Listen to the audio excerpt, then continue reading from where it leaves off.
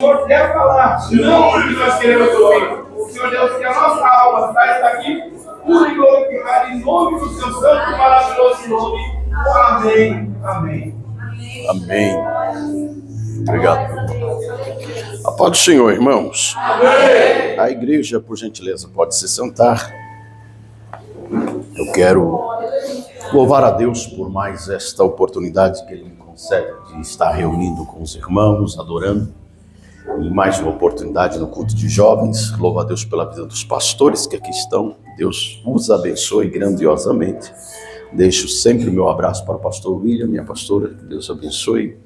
Meus queridos, eu pedi a Deus uma direção na palavra e Ele me orientou a compartilhar com os irmãos. Então eu quero te convidar a abrir a sua Bíblia na primeira carta de Paulo aos Coríntios, capítulo de número 15. E eu quero ler apenas o versículo de número 58.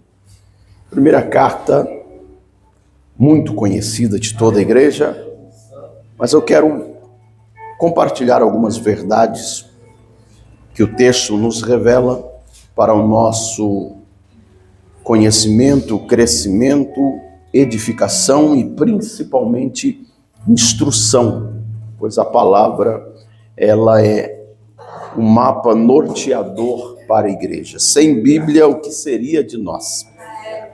A gente só está acertando o caminho porque a gente está se esforçando para guardar a palavra.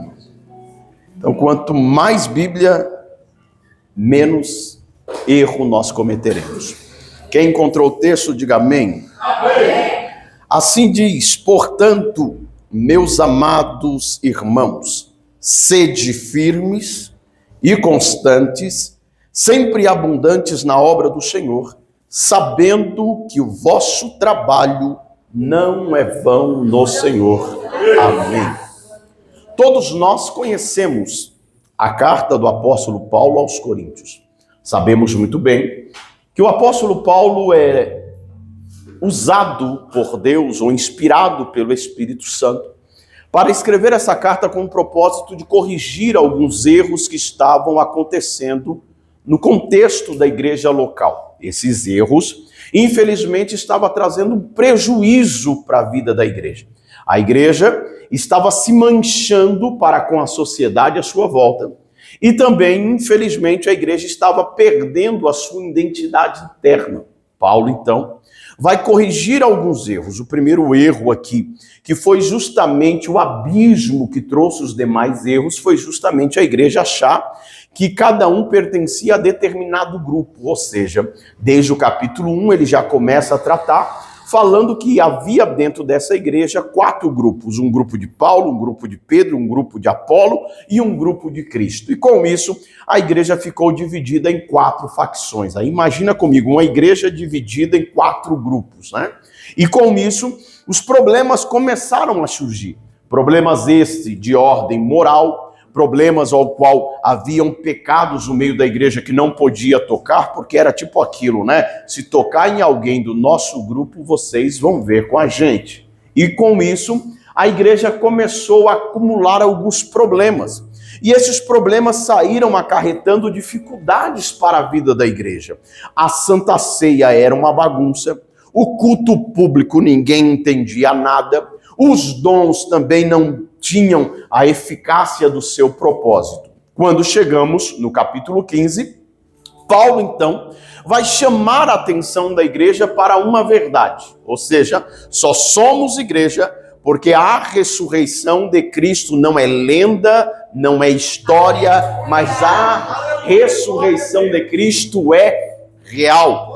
E o povo, por causa desses problemas da igreja, estava colocando em dúvida a ressurreição de Cristo. E o capítulo 15, Paulo começa dizendo, olha, a ressurreição de Cristo tem comprovação bíblica. A Bíblia ou a Escritura comprova que ele morreria, mas ressuscitaria ao terceiro dia. Além da comprovação bíblica, nós também temos comprovação testemunhal, afinal de contas. Os discípulos viram Jesus ressurreto. Paulo ainda continua dizendo, além da Escritura comprovar, além das testemunhas comprovarem, nós temos visto a ressurreição de Cristo em ação. Aonde? Na nossa própria vida. Nós éramos escravos, hoje somos livres. Nós éramos mortos, hoje estamos vivos. Nós éramos derrotados, hoje somos vitoriosos. Nós não valíamos nada hoje, a gente não continua valendo, mas a gente tem um nome escrito no livro da vida. Só a ressurreição de Cristo nos garante isso.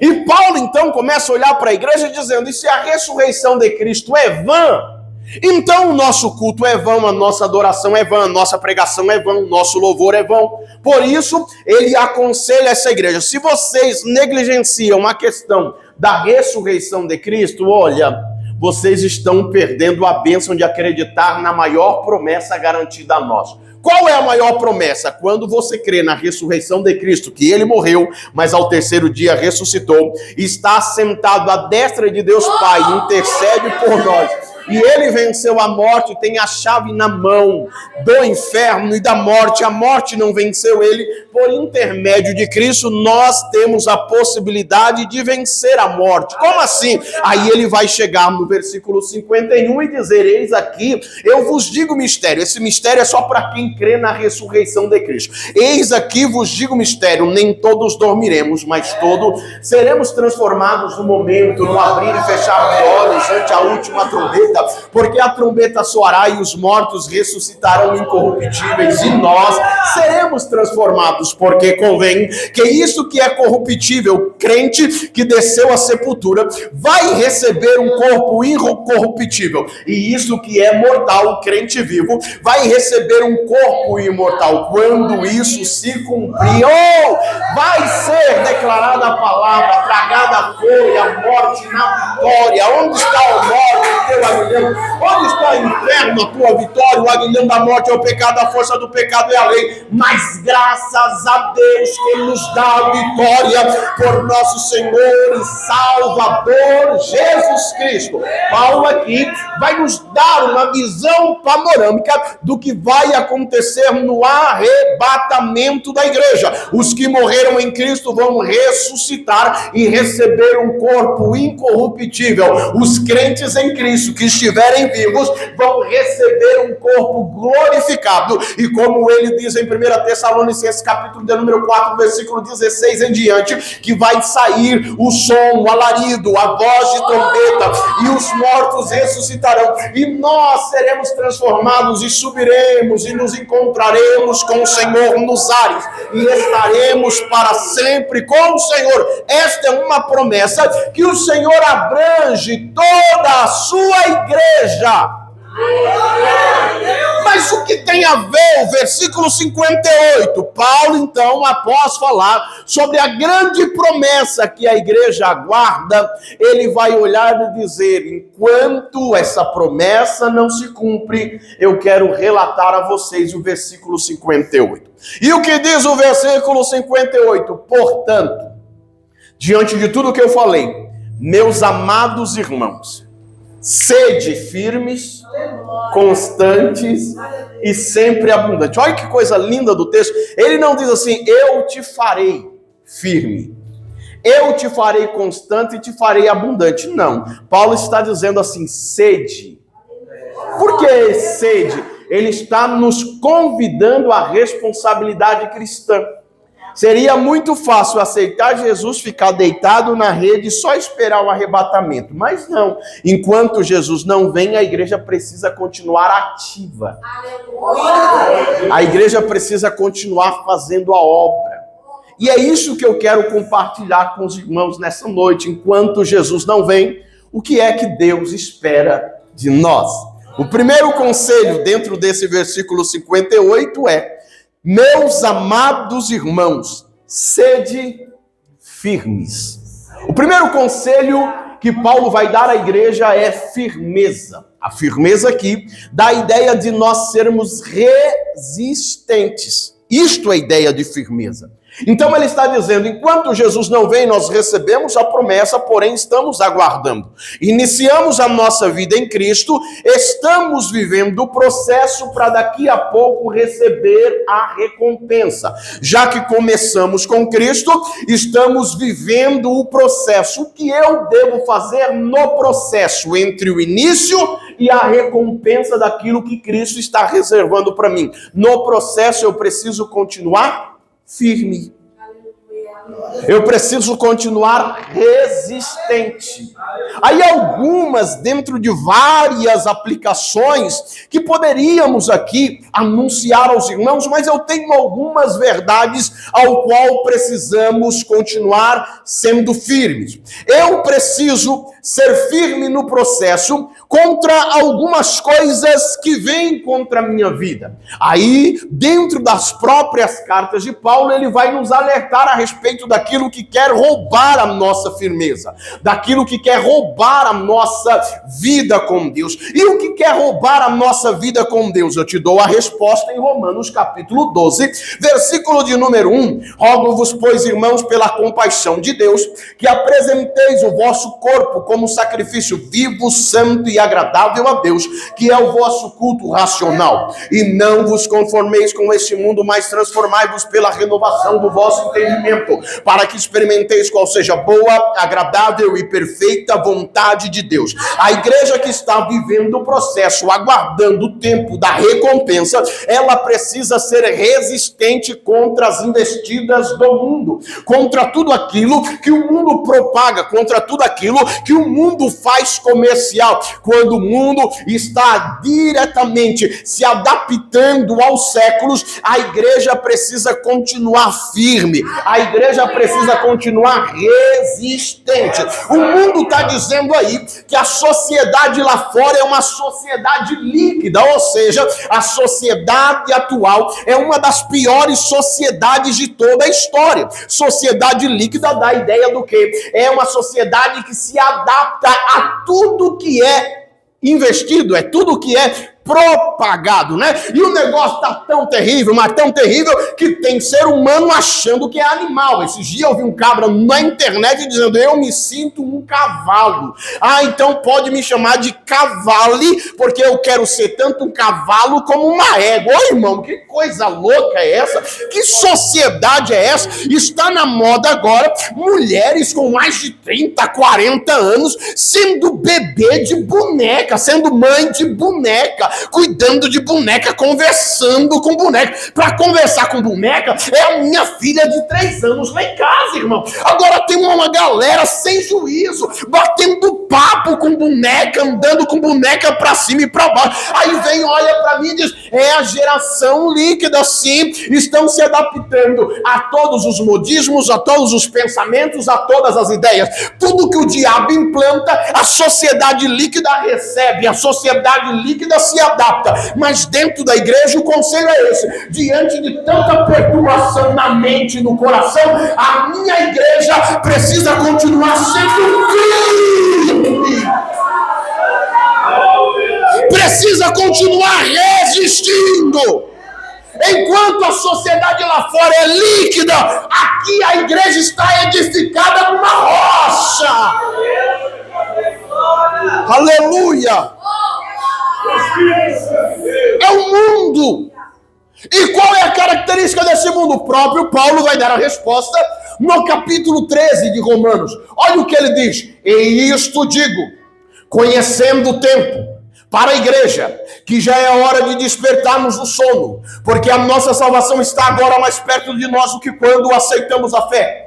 A noite é passada, o dia é chegado. Rejeitemos, pois, as obras das trevas, revistamo-nos das armas da luz, andamos honestamente como de dia, não em glutonarias, nem bebedeiras, nem desonestidades, nem dissoluções, e nem contendas e inveja, mas nesse último tempo complexo que estamos vivendo, o conselho de Paulo à igreja, tanto para Romanos, mas como se aplica a nós nessa noite, o verso 14 diz: para você, igreja, mas revesti-vos do Senhor Jesus, e não tenhais cuidado da carne em suas concupiscências. Paulo está aconselhando e dizendo: igreja, quer se manter diante das investidas do mundo? O segredo é se revestir de Jesus. Como que eu me revisto de Jesus? Eu me achegando em compromisso com Ele, relacionamento com Ele, adoração a Ele, reconhecimento de sua glória, reconhecimento do seu poder, sendo dependente de Jesus em tudo isso. É a ideia de revestir-vos do Senhor Jesus. E eu preciso tomar cuidado com a minha carne em suas concupiscências. Por que eu preciso tomar cuidado? Porque a carne tende a me puxar para baixo, a carne tende a me afastar da presença do Senhor, a carne tende a se alegrar com as coisas que o mundo oferece. Mas quando nós estamos firmes e resistentes, o Espírito Santo sempre tem liberdade para agir, o Espírito Santo sempre tem liberdade para operar. Eu não sei em que nível está o seu comprometimento com o Espírito Santo, mas se você quer vencer o mundo que te rodeia, seja na faculdade, na escola, no trabalho, na rua, no dia a dia, é necessário sermos cheios do Espírito Santo e recebermos resistência da parte de Deus. Precisamos ser firmes. Eu preciso ser firme contra o que o mundo me oferece, mas também eu preciso ser firme contra o que a minha carne deseja. E o que a minha carne deseja? Gálatas capítulo 5, versículo 16 em diante, diz assim: digo, porém, andai em espírito, e não cumprireis a concupiscência da carne, porque a carne cobiça contra o espírito, e o espírito contra a carne, e estes se opõem um ao outro, para que não façais o que quereis. Mas sois guiados pelo Espírito, e não estais debaixo da lei, porque as obras da carne são manifestas, as quais são prostituição, impureza, lascívia, idolatria, feitiçaria, inimizade, porfias, emulações, iras, pelejas, dissensões, heresias, invejas, homicídios, bebedices, glutonarias e coisas semelhantes a estas, das quais vos declaro, como já antes vos disse, que os que cometem tais coisas não herdarão o reino de Deus.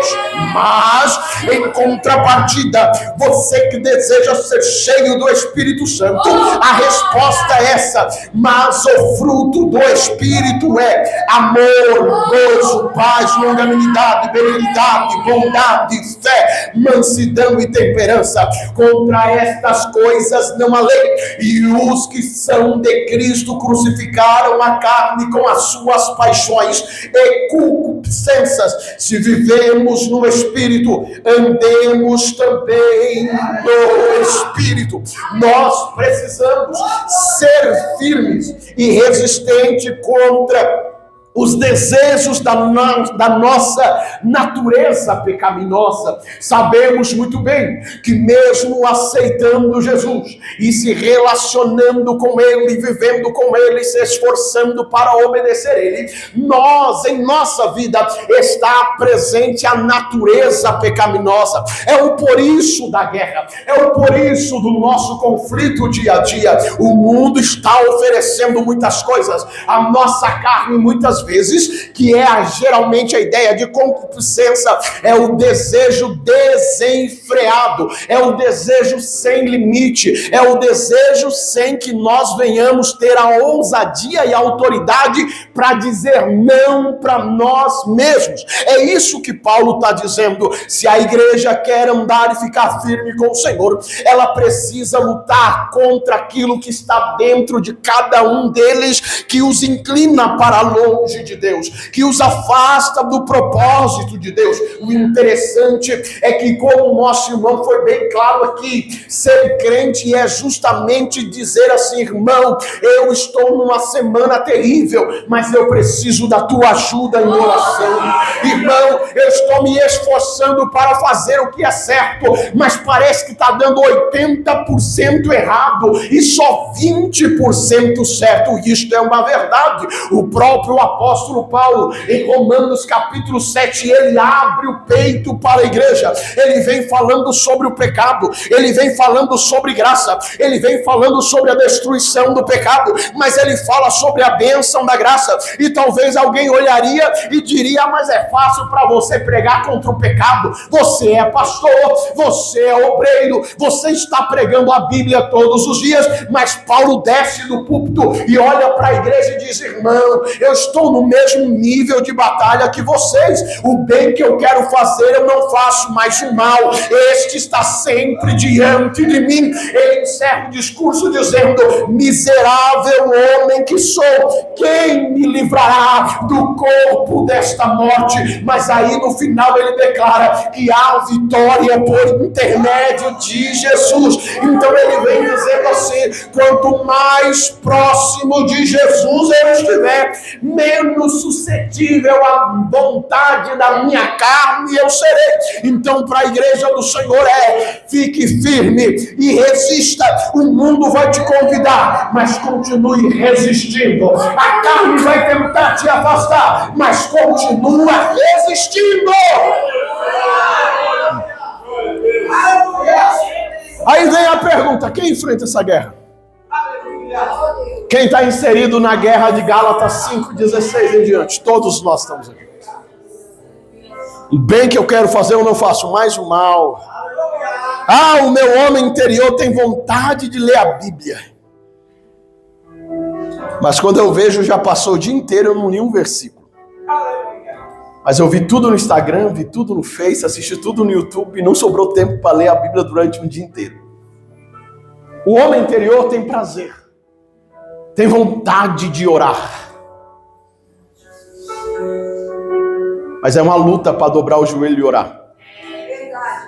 É uma luta até para orar em pé. Não precisa nem dobrar o joelho, não. Só que já estou facilitando para nós. É essa guerra que está travada. Mas graças a Deus que o Espírito Santo faz morada e nos ajuda. A igreja precisa ser firme. A igreja precisa resistir. O segundo conselho do apóstolo Paulo é que a igreja, além de ser firme, a igreja também precisa ser constante. O que é constância? É dar continuidade, é se manter andando, é se manter em movimento, é não retroceder, ou seja, é sempre continuar andando à frente. Isso é a ideia de constância. É alguém que nunca para, é alguém que nunca desiste. Mas irmão, eu estou na guerra travada, mas não abro mão de Jesus. Isso é constância. Constância é o quanto nós estamos determinados a chegarmos ao final da caminhada. E como nós podemos ser constantes? Paulo vai dar um conselho em Efésios capítulo 4, versículo 1, dizendo: rogo-vos, pois eu, o preso do Senhor, que andeis como é digno da vossa vocação, com que fostes chamados, com toda humildade e mansidão, com longanimidade, suportando uns aos outros em amor, procurando guardar a unidade do Espírito pelo vínculo da paz. Há um só corpo e um só Espírito, como também fosse chamados em uma só esperança da vossa vocação, quer chegar aonde o Senhor estabeleceu para que você chegue na eternidade, o conselho de Paulo é esse: precisa continuar andando, precisa continuar indo à frente, precisa continuar vencendo as lutas, vencendo os obstáculos, enfrentando os inimigos. O segredo para a igreja alcançar a vitória, ela não pode parar no processo. Nós estamos no processo. Não dá para voltar atrás depois de 25 anos de crente. Não dá, irmão, para voltar atrás depois de 30 anos de crente. Então vem um conselho para você que após muito tempo na caminhada, talvez se encontra desanimado, querendo parar, querendo estacionar, querendo pendurar as chuteiras e desistir. O conselho da Bíblia é este: Deus quer que você seja constante. Não pare, não desista, não olha para trás, não dá mais tempo. Não dá mais tempo de olhar para trás. Aleluia. Não dá. É impossível olhar para trás e não tropeçar enquanto caminha. Você já observou que dirigindo o carro, o para-brisa é sempre maior do que o retrovisor? Por que o retrovisor não é maior e o para-brisa é menor? Uma gretinha assim para você olhar à frente. É porque Deus ali está literalmente dizendo para mim e para você: a visão que eu tenho para você à frente é sempre ampla. E por que os retrovisores são tão pequenos? Porque passado já passou, já passou, já passou, já passou. O que eu tenho para você é um destino de glória. O que eu tenho para você é recompensa de eternidade. Não dá para ficar olhando para trás. Não dá para perder tempo com o que passou, com o que ficou. Então ele aconselha. No capítulo de número 5, verso de número 1, ele vai dizer: sede, pois, imitadores de Deus como filhos amados. Aí o conselho: e andais em amor, como também Cristo vos amou, se entregou a si mesmo por nós, em oferta e sacrifício a Deus em cheiro suave. Continue constante olhando para Jesus. É por meio dele, é por intermédio dele, que nós vamos chegar naquele glorioso dia e alcançarmos esta bênção.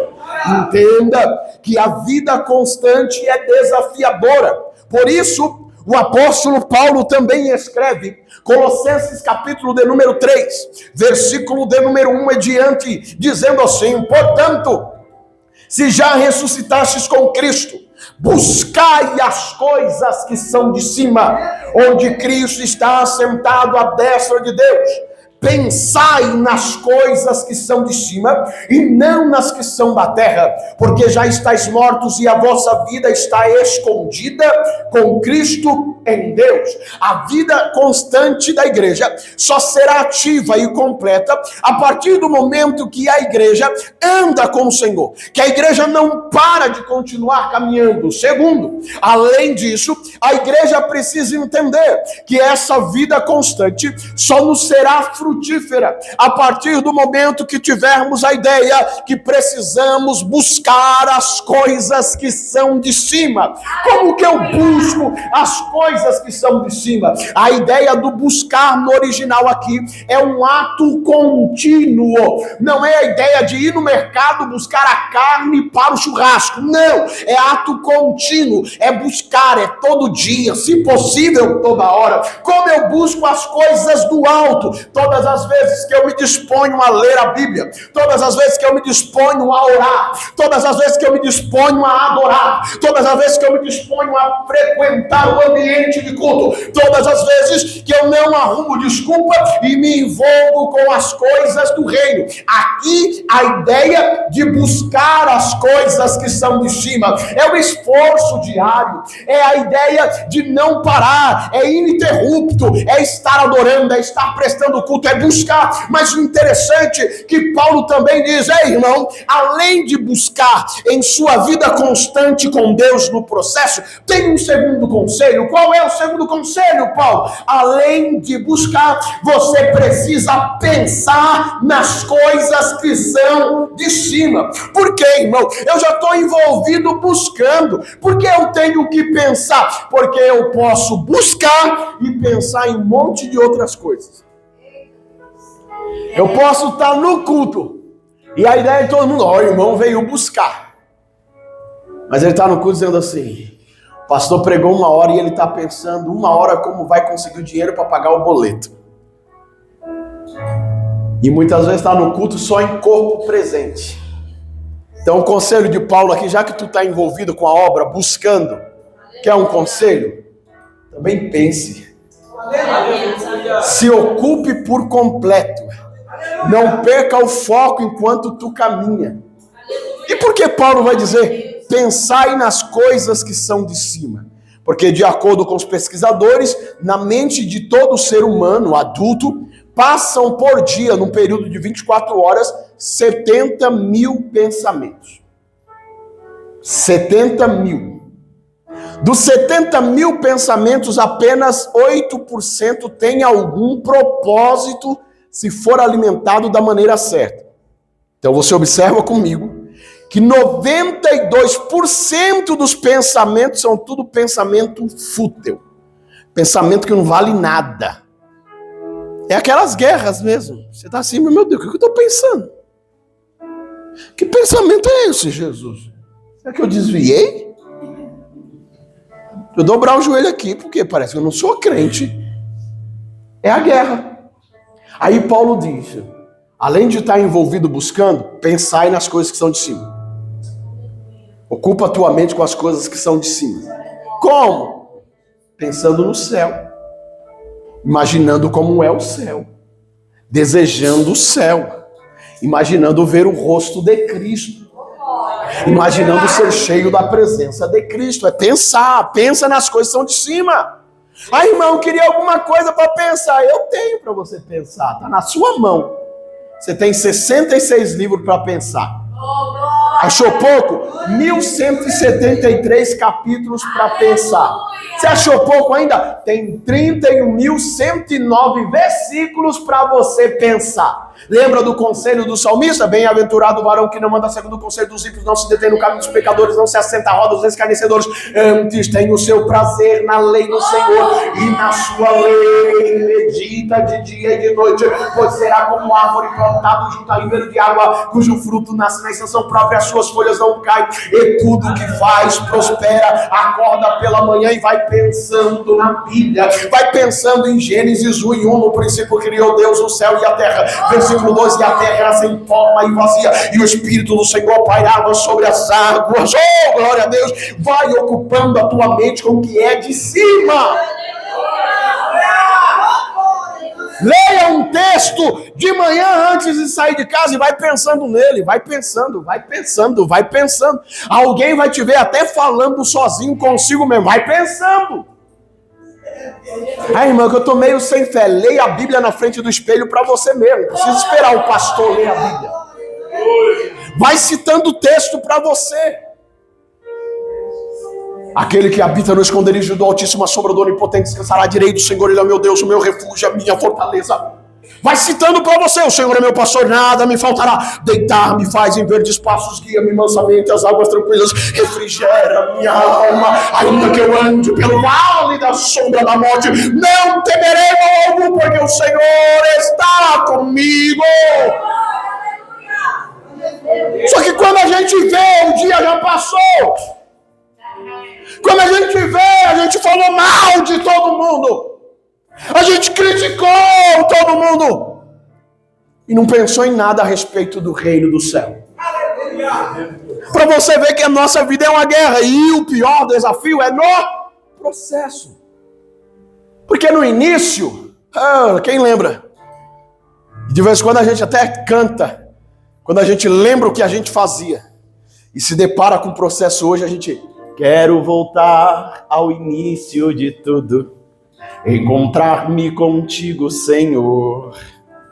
Quero rever meus conceitos, valores. Eu quero reconstruir.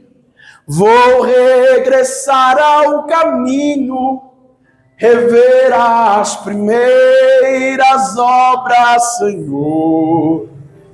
Eu me arrependo, Senhor. Me arrependo, Senhor. Me arrependo, Senhor.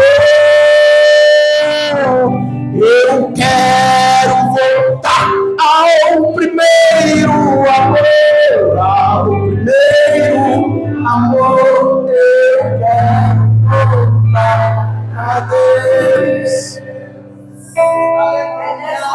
Você lembra no primeiro amor?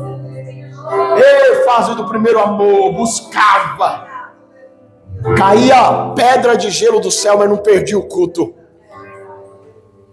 Hoje sai com a cara na janela e diz: tá vindo um sereno aí. Ai, não vou não, porque as neném vai ficar resfriadinha, eu tô me recuperando de uma gripe, mas na fase do primeiro amor tu via mancando, quebrado, mas vinha. Hoje vai na manicure e a manicure arranca um bife da unha, do dedinho do pé e diz: ai, o sapato não serve, meu dedinho tá doendo, não vou no culto não. Mas no primeiro amor vinha quebrado, perna quebrado, braço quebrado, vinha até de cadeira de roda, mas não quero perder o culto. Mas quando chega na parte do processo, por isso que Paulo está dizendo, o início é de boa, mas é na parte do processo que vocês têm que ser firmes e constantes. Graças a Deus que a gente tem Bíblia para nos corrigir, né? Quem está recebendo? Fica tranquilo, tá? Fica tranquilo que eu tô no mesmo nível que vocês. Tem nem 2 degraus acima aqui para me sentir um pouquinho acima, não. Já tô no mesmo nível. Tá todo mundo na guerra do processo. Mas se entrou alguém aqui e está pensando em voltar e deixar de ser constante, depois dessa palavra, irmão, Aleluia! vai arrastando, mas vai até o fim. Então é isso que a igreja precisa entender. Porque eu preciso ser constante? Eu preciso ser constante porque eu sou salvo por Cristo, eu vou andar de acordo com a vocação que eu fui chamado. Eu preciso ser constante porque Ele me concede a bênção de ser espiritual. Mas eu também preciso ser constante porque eu tenho uma promessa. Que promessa é essa? Romanos 8:18. Para mim tenho por certo que as aflições desse tempo presente não são para comparar com a glória que em nós, não é para nós, que em nós há de ser revelada. Daqui a pouco, no arrebatamento da igreja, em que você receber o corpo glorificado, irmão, você vai dar tanto glória, que vai viver essa glorificação. Ele ainda aconselha, eu não posso parar na caminhada, eu preciso ser constante. Filipenses capítulo de número 3, versículo 12, Paulo aconselha dizendo, não que já tenha alcançado, ou que seja perfeito, mas prossigo para alcançar aquilo para o que fui também preso por Cristo Jesus. Irmãos, quanto a mim não julgo que o haja alcançado, mas uma coisa faço, e é que esquecendo-me das coisas que para trás ficam, avançando para as que estão diante de mim, prossigo para o alvo, pelo prêmio da soberana vocação de Deus em Cristo Jesus. A igreja não vai parar, a igreja do Senhor não vai desistir, porque o nosso foco está no alvo, o nosso foco está no grande prêmio. Não abra mão do que o Senhor te prometeu. A promessa do arrebatamento continua de pé. A igreja está sendo aconselhada a ser firme, resista. A igreja está sendo aconselhada a ser constante, continue em frente. Mas a igreja também foi aconselhada para ser abundante na obra do Senhor. Porque não basta pensar que está firme, pensar que estou constante e não ser abundante. O que a Bíblia quer dizer quando ser abundante na obra do Senhor? Ser abundante na obra do Senhor é viver o evangelho prático, o cristianismo prático. E aonde o cristianismo prático é visto? Olha para quem está do lado e diz assim, irmão, o cristianismo prático só será visto quando você tiver coragem de me ajudar.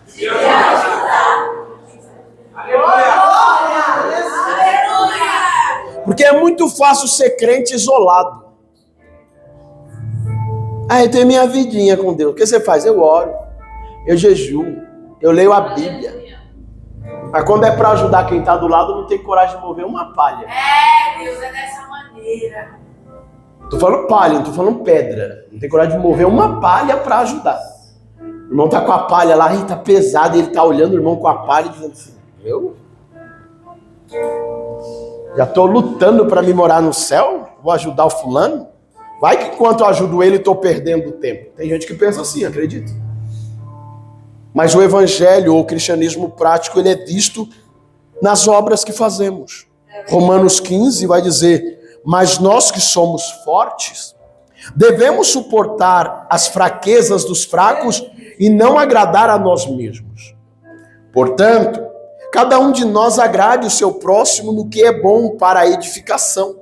Porque também Cristo não se agradou a si mesmo, mas como está escrito, sobre mim caíram as injúrias dos que te injuriaram. Porque tudo que dantes foi escrito para o nosso ensino, foi escrito para que pela paciência e consolação das Escrituras tenhamos esperança. Ora, o Deus de paciência e consolação vos concede o mesmo sentimento uns para com os outros segundo Cristo Jesus, para que concordes a uma boca, glorifiqueis ao Deus e Pai de nosso Senhor Jesus Cristo. Portanto, recebei-vos uns aos outros, como também Cristo nos recebeu para a glória de Deus.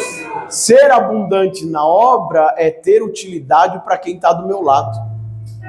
Aleluia! Tem um livro que diz que nenhum homem é uma ilha.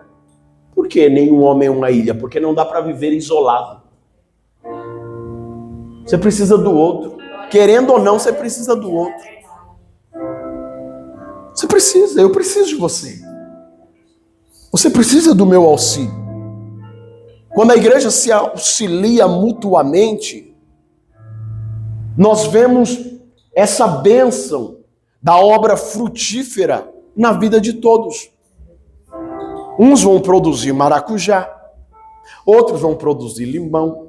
Mas não tem problema, irmão, meu irmão só produz limão, mas Deus te chamou para produzir morango. Deus te chamou para produzir manga. É isso que Deus equilibra a obra. Você acha que todo mundo vai ser perfeito e doce igual você? Não, Jesus te salvou. Mas Jesus não mudou seu gênio. O seu gênio precisa ser controlado pela temperança. Irmão, eu sou sanguíneo, sou colérico. Mas não é uma falta de uma paz do Senhor no culto que tu vai voar no pescoço do irmão que não te deu a paz. O Espírito Santo vai olhar para você e dizer, calma, aquieta, te tranquiliza. Ela não deu a paz hoje, mas vem na EBD amanhã, ela vai te dar a paz e um abraço. É isso que é o evangelho. Graças a Deus que nem todo mundo produz limão, porque se todo mundo produzisse limão, a gente jogava açúcar e fazia uma limonada. Mas tem um que produz morango, o outro produz manga, e assim a gente vai, irmão. O azedo de um é equilibrado pelo doce na vida do outro. Mas o segredo da igreja é enfrentar o processo, e no processo eu preciso ser abundante em toda obra. Eu preciso ser útil para quem está do meu lado. Aleluia. Eu preciso adoçar a vida de alguém que está amarga.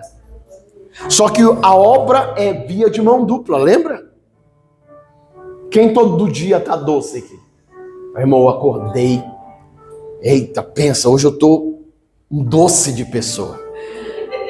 Se tu acorda todo dia um doce de pessoa, dobra o joelho, a gente vai orar e Jesus vai te levar embora, porque você não é desse mundo. Não, tem alguma coisa errada. Só o crente é uma árvore que produz praticamente tudo ao mesmo dia. É verdade. Acorda como limão. Passa no meio-dia como um maracujá, sem açúcar. E dependendo do que ele recebe durante o dia, ele termina a noite doce. E nem parece que acordou amargo. Assim é a nossa vida. Mas eu preciso do que você produz. E você precisa daquilo que o Espírito Santo produz através de mim.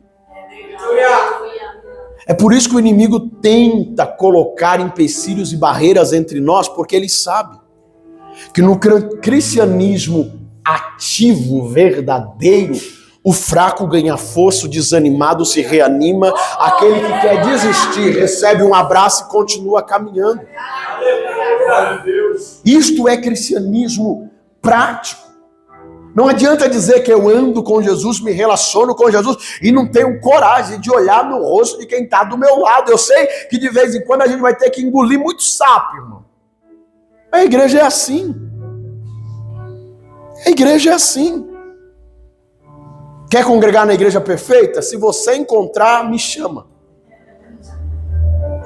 Mas se tu tá procurando igreja perfeita para congregar, não vai para lá não, que tu vai estragar tudo lá. Vai estragar. É um irmão furioso. Pastor, eu quero sair dessa igreja, eu não aguento mais essa igreja. Porque falam mal da minha esposa, falam mal dos meus filhos. Eu não aguento mais ficar nessa igreja. E por fim o pastor fez um desafio com ele. Tá bom, irmão, eu te dou a carta, você vai embora para onde você quiser, eu te dou a carta, mas antes de você ir embora, eu quero propor um desafio. Dê algumas voltas em torno do corredor da igreja, só que o desafio, aí ele olhou e falou assim, fácil, não, o desafio é esse. Você vai dar uma volta em torno da igreja com esse copo de água cheio na mão. Só que você não pode deixar cair uma gota desse copo de água, porque se cair uma gota eu não vou te dar carta não. Ele falou assim, eu estou tão decidido a ir embora desse lugar, não aguento mais esse povo falso, esse povo mentiroso, que eu estou indo embora. Eu aceito qualquer coisa. Aí foi, deu a primeira volta, a segunda volta, a terceira volta. De vez em quando ele tropeçava, ele, opa, pera, eu não posso deixar cair água, não posso, calma. E voltava a caminhar de novo. Aí o pastor só ia olhando lá do escritório de cima, da primeira, segunda, terceira. Ô fulano, vem cá, você passou pelo desafio. Aí ele entregou, pastor, tá aqui, não vejo a hora de ir embora desse lugar. Aí o pastor olhou para ele e disse assim, irmão, eu te entrego a carta, mas me responde algumas perguntas. Durante o desafio, na primeira volta que você deu em torno da igreja, você viu algumas folhas caídas no chão? Ele disse, folha? Aonde? No chão, no corredor, olha daqui. Você viu aquelas folhas? Eu não. Segunda volta, quando você passou lá no portão, você viu que algumas pessoas passaram na calçada e acharam estranho você andando com um copo na mão, olhando pro copo? Pessoas olharam para mim, lá na calçada, do lado de fora da igreja. Você não viu? Eu vi, você não viu? Eu não. Na terceira volta, quando você deu a volta, você ouviu o cachorro do vizinho latindo? O cachorro latiu, pastor. Latiu, rapaz, ele ouviu seus passos, começou a latir de lá para cá. Você ouviu o cachorro latindo?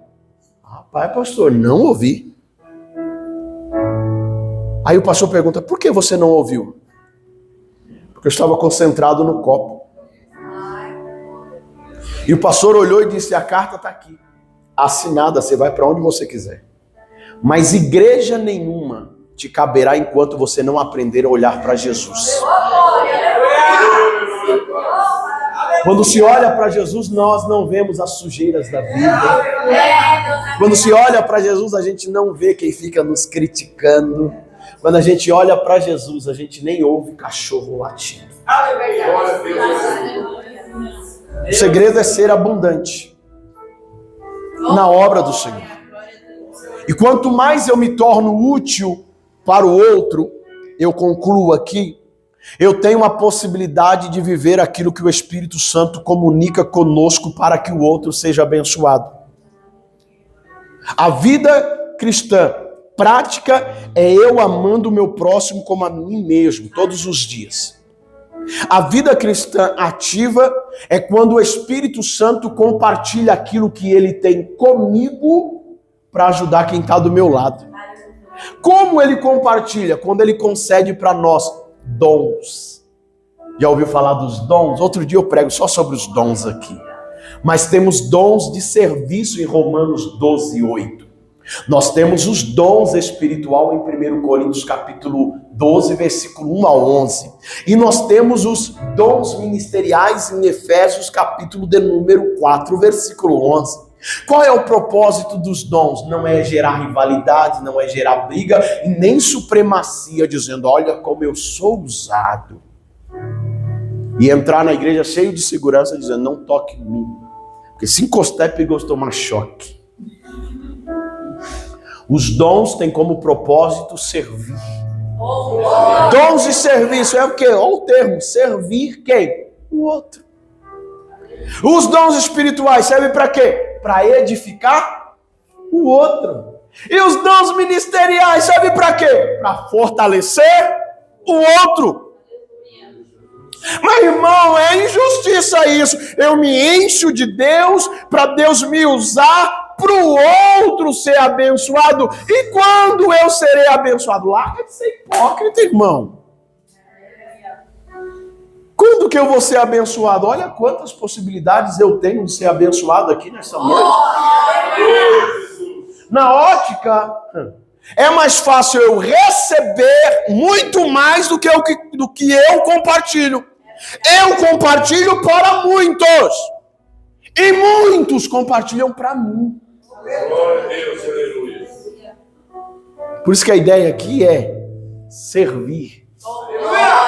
Então a igreja precisa manter-se nesse processo, sendo firme, constante e abundante. E a recompensa? Se você for firme, constante e abundante. Aleluia. Oh, glória. Obrigado, Jesus, porque o Senhor é fiel. Se nós não sabemos dar recompensa, se nós não reconhecemos, nós encontramos nesse texto. Se formos abundantes na obra do Senhor, descansa o teu coração e saiba que o vosso trabalho não é vão no Senhor. Haverá recompensa pela medida. Haverá recompensa pela feita. Haverá recompensa pelo conselho dado. Haverá recompensa quando você enfrentou as arestas da vida e venceu o seu orgulho, vaidade, e se sentou do lado do irmão ou da irmã, pegou na mão dele ou dela, deu a paz do Senhor e disse, eu te amo em Cristo Jesus. Haverá recompensa. E detalhe, a recompensa que o Senhor vai dar para muitos de nós vai ser surpresa.